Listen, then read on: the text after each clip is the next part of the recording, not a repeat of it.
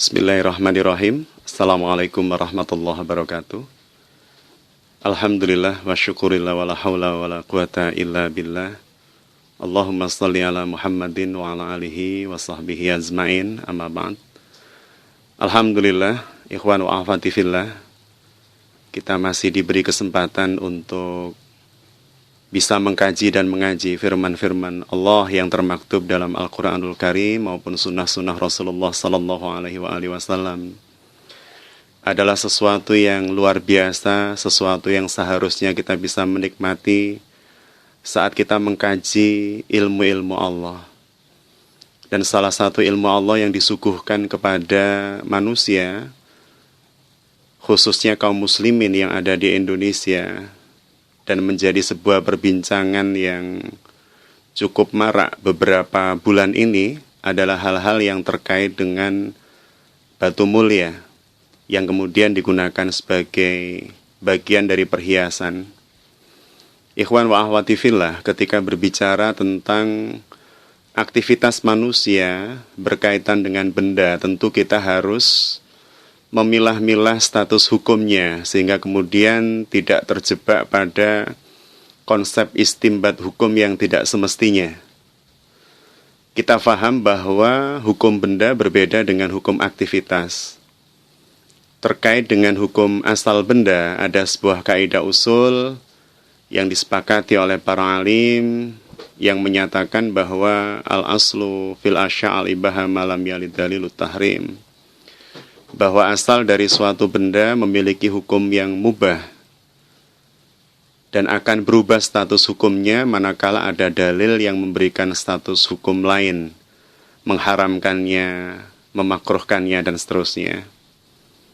Yang kedua, status hukum perbuatan disampaikan dalam kaidah usul al-aslu fil af'al itaqayyadu bi ahkami syar'i, bahwa setiap perbuatan itu harus disandarkan atau terikat dengan hukum syara'.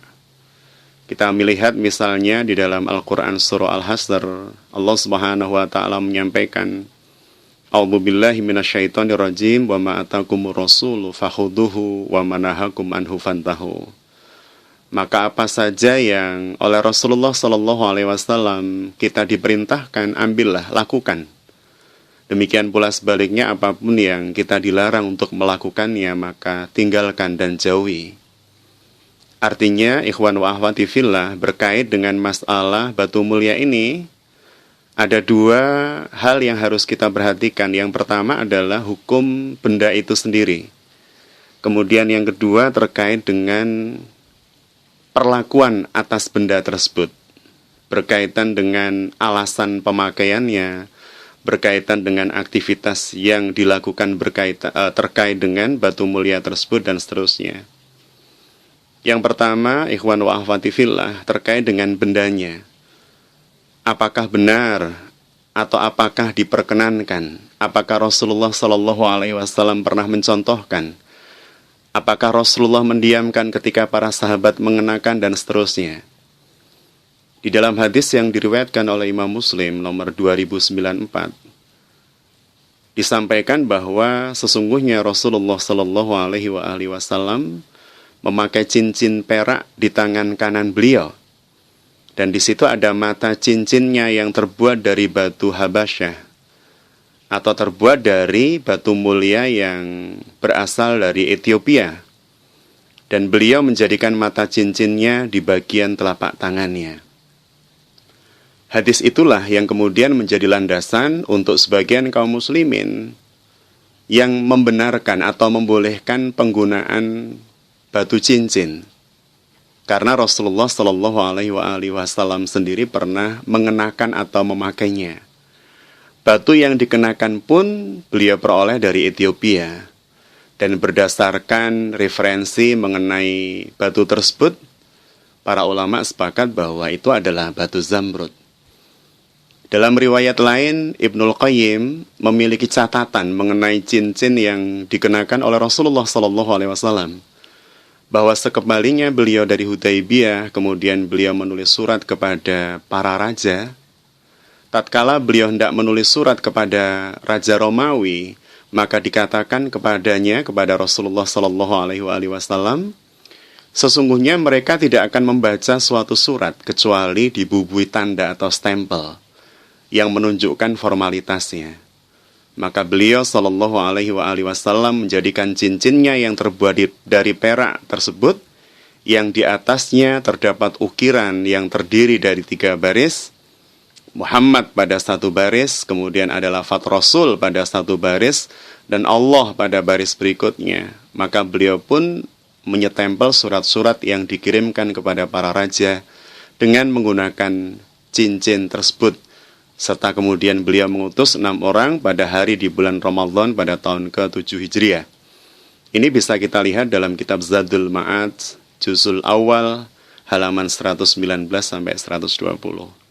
Artinya, ada nas-nas syara' yang memang secara sharih memberikan penjelasan tentang kebolehan mengenakan cincin dengan batu mulianya atau batu hiasannya.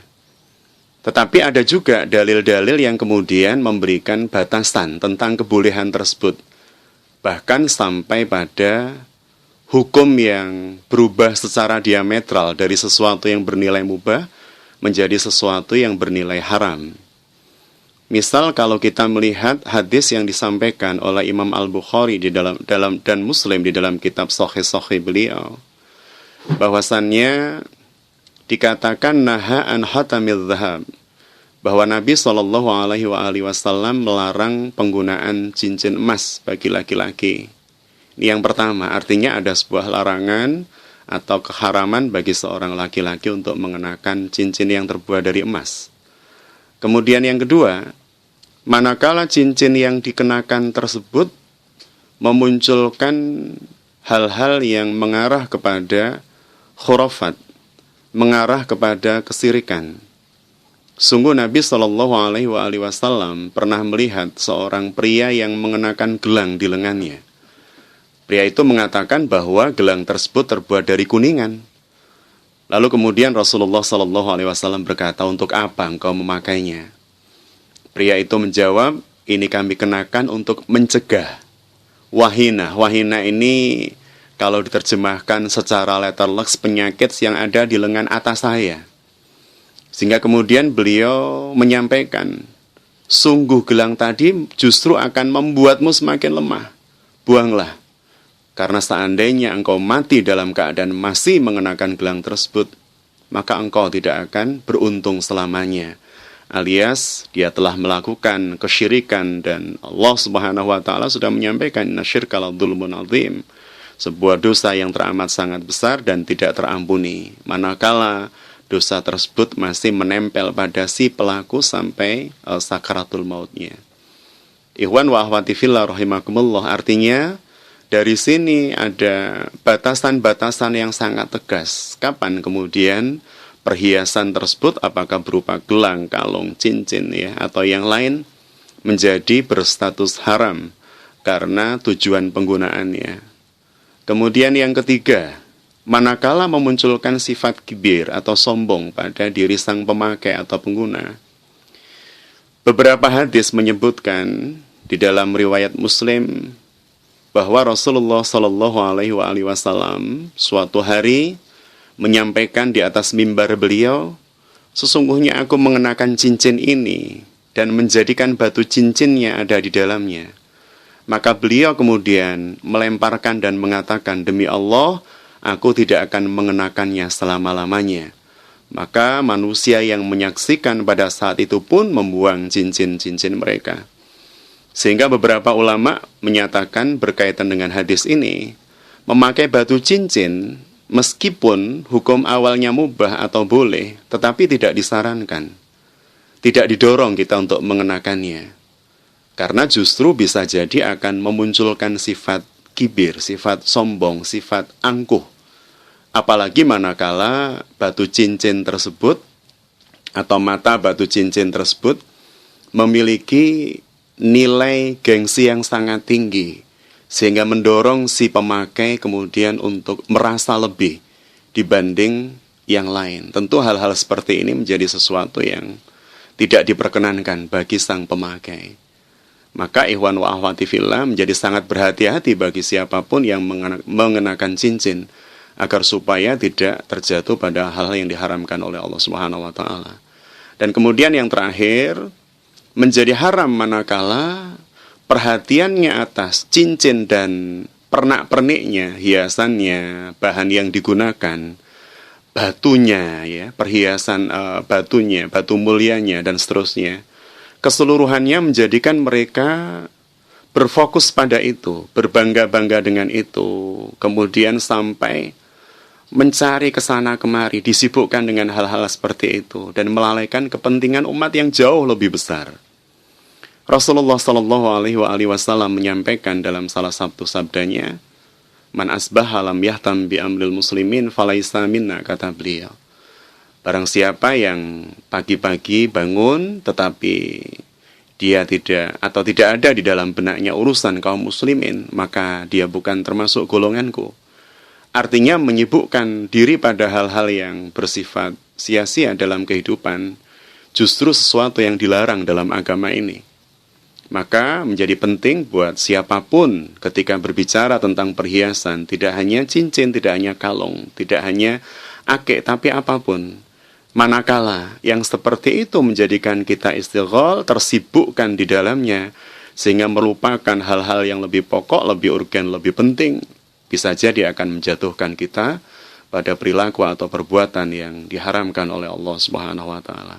Kiranya kita senantiasa mampu dan bisa menjaga niatan kita, memelihara aktivitas kita agar senantiasa tertata, tegak di atas jalan yang Allah Subhanahu wa taala ridha atasnya. Kiranya bermanfaat. Billahi taufik wal hidayah. Assalamualaikum warahmatullahi wabarakatuh.